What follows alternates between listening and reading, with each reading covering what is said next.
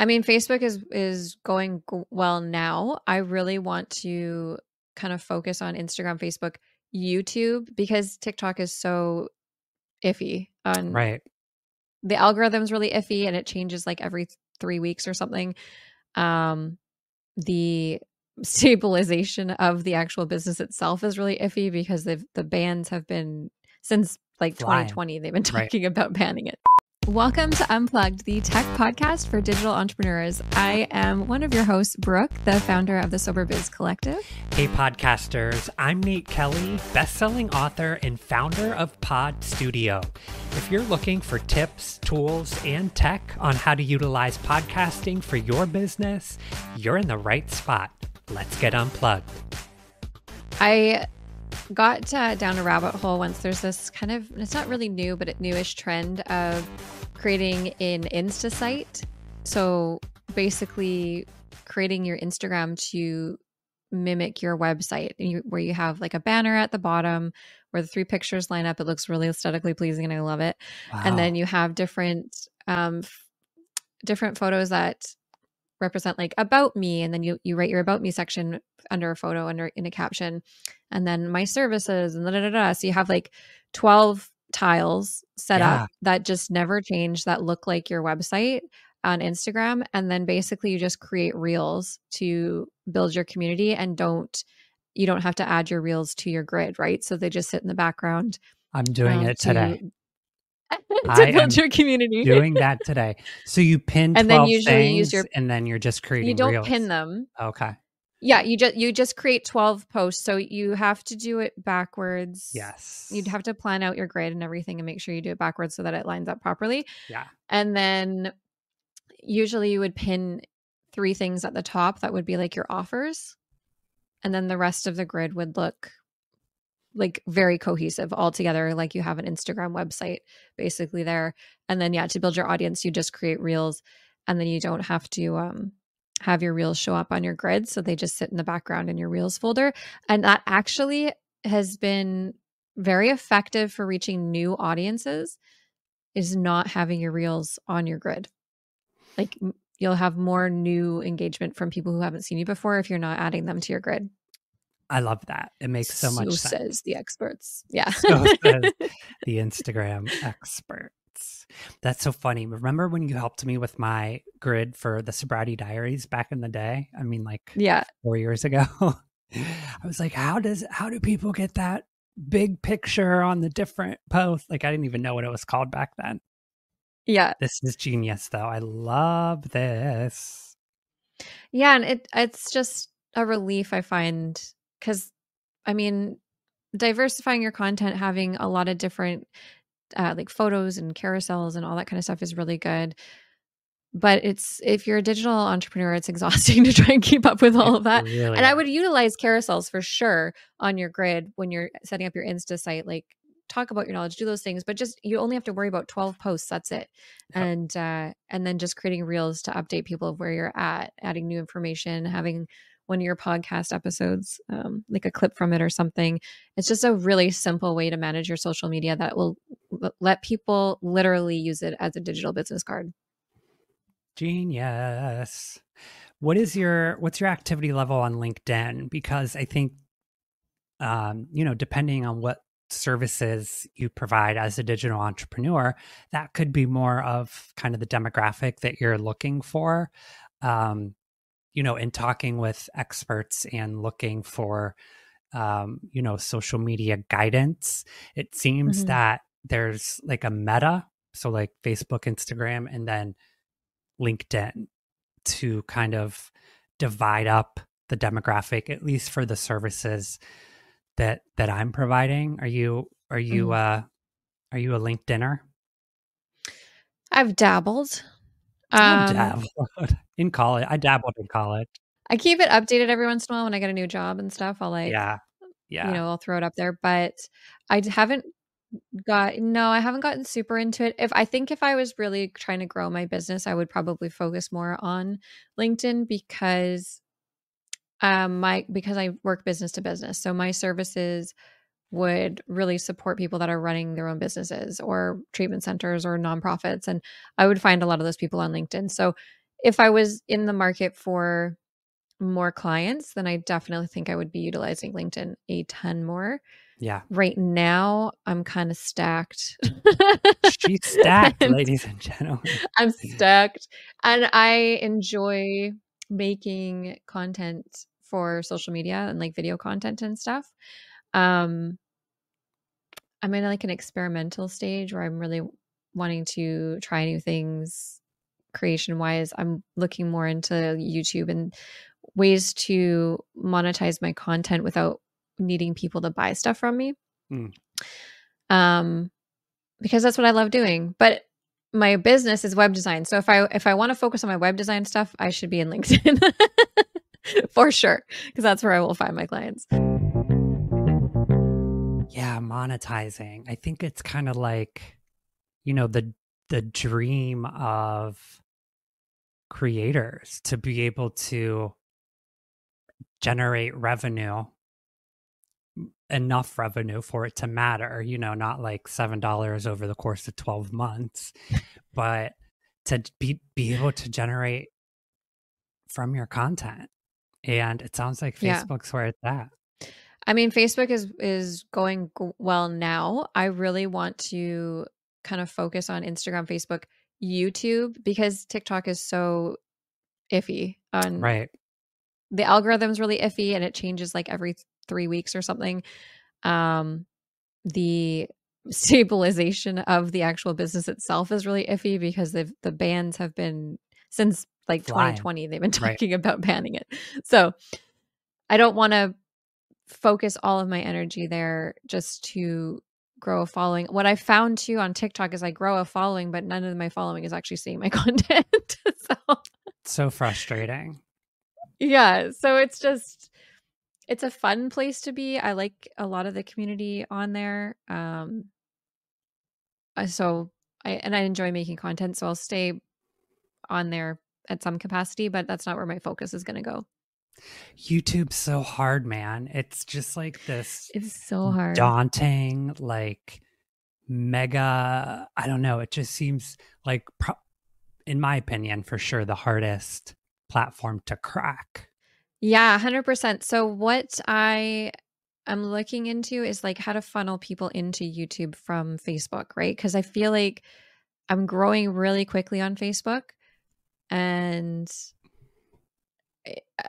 I've seen some creators like have these really intense like teaser videos, and then it's like, go watch my YouTube for the Yeah. full Like a video. trailer, like a theatrical, Yeah. like cinematic. Yeah, trailer. I love it. Yeah. Building a community on YouTube itself is probably a long, long game. I think you build the community and then funnel them to your YouTube, and like just it's a balancing act, really. For sure. For Because sure. I think the most important thing with YouTube is consistency, and that's where I've lacked everything. Like I just go hard for 3 weeks and then I die for a week. Same. And so creating a schedule where I'm like batch recording, I think is going to be the only way that I can actually stay consistent there. I'm working on it. We're going to get there. We're going to get there. How's Sobriety Diaries done on YouTube? Because you have a pretty big listener pool for that show, and you've had some incredible guests on that. Do you have a larger following? Do you find that's affected your channel? The channel is like, and I don't know if I like nurture it enough. We get a couple new followers each episode, but it's still like maybe around 100 views, less than per episode, and there doesn't really seem to be much increase or growth with the channel. I think that I've come to realize that a lot of virtual podcasts or like remote podcasts, it's harder to garner that sort of viral aspect of things, whereas in-person interviews, you're in like a cool studio, there's that like back and forth. I think that comes a little more natural. There's like a different vibe to it. I haven't seen many, unless it's like a famous person, that's that's starting a podcast and that's already famous and doing remote interviews. But, I Yeah. think that definitely factors into um, the virality of it, or the ability to, um, create larger communities, in my opinion, in my experience. Yeah, I find YouTube's one of those things that it feels like it takes forever, and then once it goes, it goes really quickly. At least that's what I've heard and experienced from friends of mine that have had a lot of YouTube success. Um, it's definitely an art form. It's a job. Right. It's not a hobby. If you want to make money off of it, it is a job. Like, you Right. will need to put time into it, keyword research, all that kind of stuff.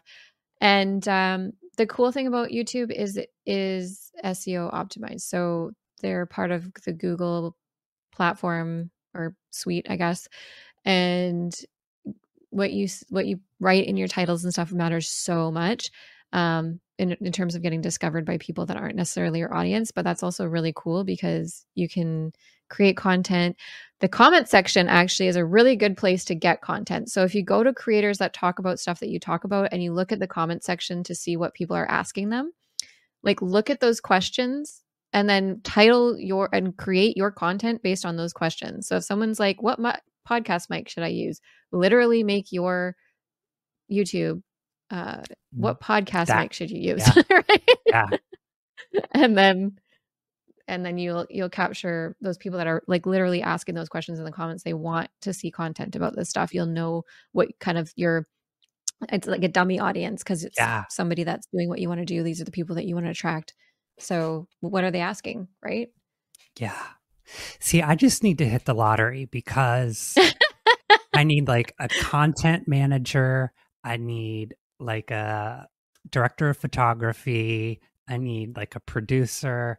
I can create the content. I have great ideas. Like, you have educated me so much on ways to create and optimize content. I in YouTube University every day, but can one person really do it all, in a way that is optimized and it's going to generate revenue? I just need a team. Yeah.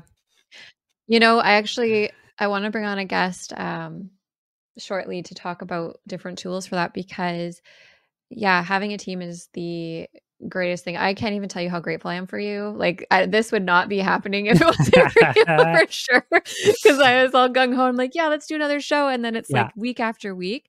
I can't even believe how little time there actually is in a day to, like, my kids get sick, things happen.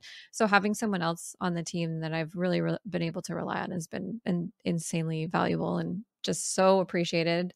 And I feel terrible for myself because I sure. just feel like I'm not No. We've, okay. you know, we've talked about it. I offered Yeah. to kind of head things up, and Well, I appreciate that. It's just my own guilt. Like, I want to show up more for this. This is such a yeah, cool project. We're getting such great feedback from we people, are. We are still and getting feedback. We're growing still. I yeah, think they have this new feature on Anchor, or Spotify for podcasters, that tells you how many impressions that you've made on yeah. Spotify, whether it's through search or similar shows. And I think last week was maybe like 2,100 or something, like Oh, over a cool. couple thousand Spotify impressions. So we're having continued growth, even with each of us still doing our own things. And, Hmm. um, you know, I think it's not either of our primary focus, which is okay.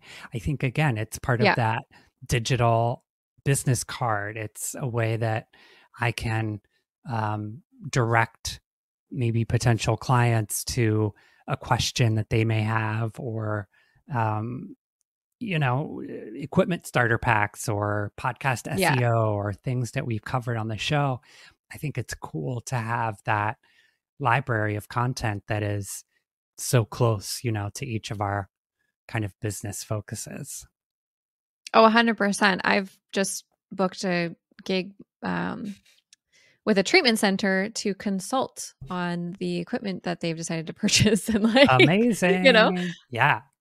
And that's like largely, I feel very confident taking that on because we're doing this project. I'm learning so much just through our conversations and our conversations with guests. I feel like I really have value to offer now because of it. So Right. it's really, really cool. So I just Yeah. want to backtrack because the guests I want to bring on, I really yeah. think it'd be cool to talk about those tools that we can use, like AI tools and things that make it possible for a one-man show, because that's where we all start. Like no one's sitting here with like 10 grand to spend on, assistants and Right. tech and a producer and all that kind of stuff. And if you are, we will talk about that too. But Jealous. for the average person who's also running their own business, like how can you really make this work for you and set yourself up for success? And maybe some tools that you can invest in terms of AI that can make that easier. And I do know a woman who has turned me on to a new program. I did their 7-day trial. It's really cool. And it'll help you like write your YouTube descriptions and your guest bios and all that kind of stuff based on the content that you've created. So you basically just make your content and it writes it all out for you. And I'd love to have her come on and just kind of dive into that software. Yes, we need to get her. Yeah. So I'd love to do a deep dive into it with a guest and just talk about how to utilize this tool, because it's just such a time saver to have those things done for you. And I mean, my strategy for that with my Sober Biz Collective podcast was literally just create a standard description that I kind of used for everything. That's what and I'm then add a doing little now, bit yeah. about the guest. Yeah. Exactly. So that's a time-saving hack. But if you can get AI to help you with all that kind of stuff and really be optimized for search and everything, especially on YouTube, that's huge. That's game-changing. Like that stuff takes hours. And yeah, entrepreneurs, we just don't have the time. Right. And if you're just starting out, you probably don't have the resources yet either to outsource that. And just to really know what search engines value in terms of keywords, how they, scan or sort of compute the show notes or description box and how they utilize that information. I think understanding that is one thing. Like, do I really want to take up brain space to understand that, or utilize this AI, that they've kind of figured everything out and that will do it for me? Ding, ding, ding. Yeah. Those are the things that I think AI are amazing for. Because like obviously you want to create authentic content, and I don't want to utilize AI to pretend like I know what I'm doing when I don't. Yeah. But once I've already created the content, to have AI just take that content and, get quotes out of it and create the description for the podcast episode, like that kind of stuff that's based on my words, my thoughts, my guests, all that kind of thing. Like, I think that's a perfect use of AI. Agreed. Are you into any new shows or any trending podcast info or shows out there that you're into? Okay, so I went down the Risa Tisa I was just gonna rabbit hole about her. I was gonna say, has Risa Tisa come to Canada? She came to Canada. I mean, it was a full day and a half binge. She conquered. Yes. Yeah, 50 episodes in. So not a podcast yet. I'm sure it will be. But I'm sure it will be. Really cool way to share stories in podcasts through TikTok playlists. I thought that was very, very cool, because I could throw it in my earbuds and walk around and listen to it and clean, and it would just go to the next video, go automatic, to the right? next video. A playlist, and I need so that. Key. Yes, so good. So definitely for anyone that's creating content, storytelling content is like popping off like crazy right now, and utilizing the playlist is probably the only way to successfully accomplish that. So smart. Had she not created that playlist from the beginning, we wouldn't be talking about her. So no, so smart. Yeah. Like, who wants to go to part 2? Like, click on the name. Like, just too many. The more your clients or listeners or audience have to click, the less likely they are to buy or like consume. So make it as easy as possible. Utilize those playlists. If you have like a business story or something you want to tell, like, such a great tool. I was obsessed. The first few episodes, several episodes, I'm like, okay, this is taking forever, but I want to know. You know what I know. I Like, was like why are there you. so I many did details? it in like a day. And she's just such a good storyteller. Every detail mattered. Back in part 46, I mentioned this, and in part 2, go back to part 2 if you want to learn more about San Diego or whatever it was. She just had such a grasp. I mean, well, she lived it, for God's sakes, but just a great storyteller. That was so good. That was like the best true crime podcast. Like, I know, yes, in a while. But for podcast, I am like I'm on such a guilty pleasure sort of thing right now. I've been listening to like all of these like reality recap Files, like shenanigans from Vanderpump Rules. Like, wait, how like trash TV for trash. Podcasting? Yeah. But let me say, Nick Viall, man, he is a great interviewer, and he is so passionate and involved and prepared, and also a good storyteller. Who would have thought reality TV to like genuine podcaster, interviewer? Man, I give him like respect for sure.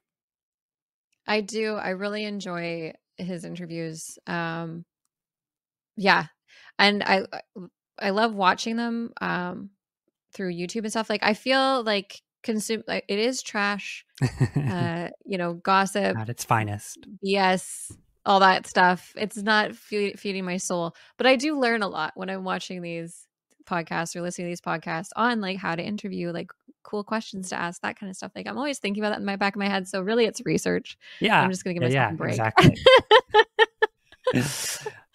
It is research. I used to be really into consuming like personal development content and like business content. And I was like obsessed with it. And I just wanted to learn 24 hours a day. And I realized like I was just consuming and then not putting any of it to action, or I was just like obsessed with learning more, but I wasn't doing any of it. I found that too with like self-help and entrepreneurship and like business focused podcasts. I end up a little resentful, at maybe because I'm not at that level of success, or I haven't implemented X, Y, and Z in my business yet, and they have. So I found myself at the end of each episode being a little kind of let down, and like the opposite, I think, of the intent of the podcast episode. Yeah. So it's hard for me to listen to those anymore as well. Yeah. Give me the trash or like the just mindless entertainment. Yeah. I find like what I've been trying to do is just having like a day of education in my week where I'm learning something new, or even like a couple hours a day where I'll learn something new. Listen to somebody that's kind of where I want to be, get that information, whatever. But I've got to really limit it, and I really need to like start embodying the things that I'm learning and that I want to implement in my life, and be more focused on that than like actually learning new things. Because I feel like the more I learn, the more I'm just forgetting things I've learned.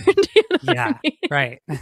And I also find that teaching things that I learn help me actually learn them. So sometimes I'll watch stuff 100%. with like the intention of like, okay, I'm going to make a course about this, so I want to learn a little bit more about it, and then I'm going to teach about it, and then I really integrate that into like what I'm doing in my life after I've like taught someone else how to do it. Even as an entrepreneur, I find myself at the end of the year being like, I could give this money to the government, or I could spend it on another course. I know you well enough. You're gonna be in the front row of that classroom with your hand raised. Your new trapper keeper. This is the only thing I like about school, is like being able to like set up my little first day of school vibes. I love that.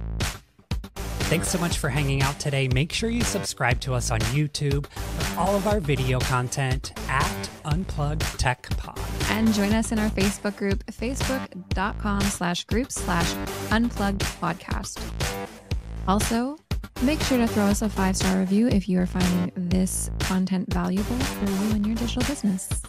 We accept all forms of reviews: Apple Podcast, Spotify follows, YouTube, telling your grandmother about us. And make sure to share the episode with one person in your life who may find it valuable. And we'll see you next time on Unplugged. I think it's good enough, and we're just going to keep getting better.